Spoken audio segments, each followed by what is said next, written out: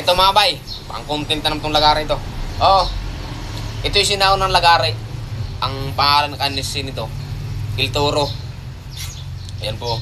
Ang haba niya pagkasamang hawakan, 30. Oh, kung gaano kahaba. Ang kanyang talim, 26. Tingnan nyo po ang nagbasa kasi nito sa akin, ang edad ay senior na, nasa 60 na po. Sabi sa akin, ito'y sa kanya pa daw, sabi ay sa kanyang ama na galing pa sa kanyang lolo. Pero ako'y hanga po sa taong ngayon kasi nga napakagaling niya po mag-alaga ng gamit. Kasi po, maitim siya, kaso lang wala pa siyang kalawang. Kaya napaganda po ng kanyang pagkatabi nito. Matigas po ang talim nito. Ito ang tunay na Il Toro, hindi pantay ang likod. Sige. Balik ka mo na. Sige.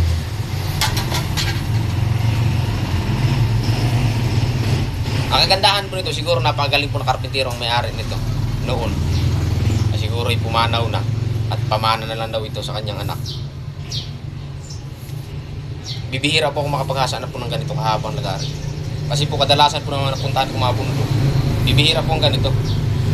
Ito'y matigas na uri ng asero na lagari. Nga lang ang kiing nito, hindi kailangang malaki. Gawa ko ng malutong po ang talim nito. Ito'y purong asero po ito. Ito po ang tunog nito. Vintage na po ito. Sinaunang lagari. Kaya swerte may mga tao pa diyan na nakapagtabi po ng mga ganitong lagari. Ito'y napakaganda po ng talim. Akin nga pong hinirit-hirita, nakala ko ibibinta sa akin.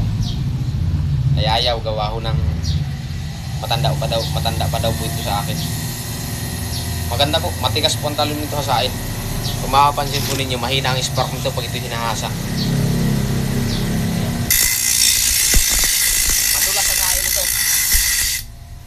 Kaya pag mga bagong kikil ang gagamitin rito, susuko. Matigas po ang talim.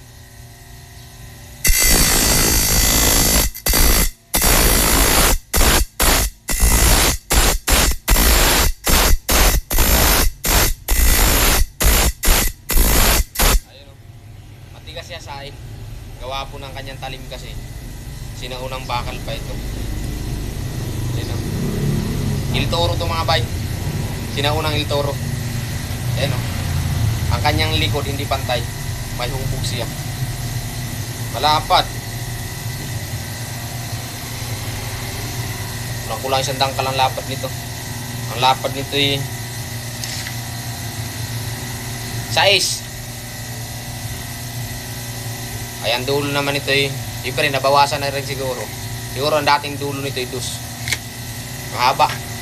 Ngalay ito sa paghasa.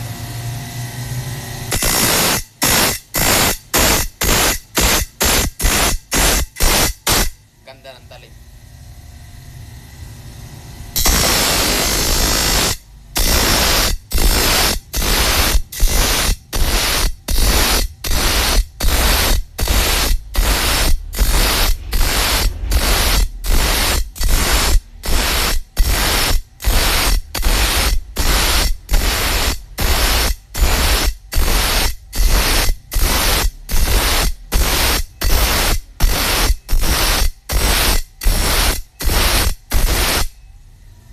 So, bye, hanggang dito muna aking mga video. Marami pong salamat sa inyo.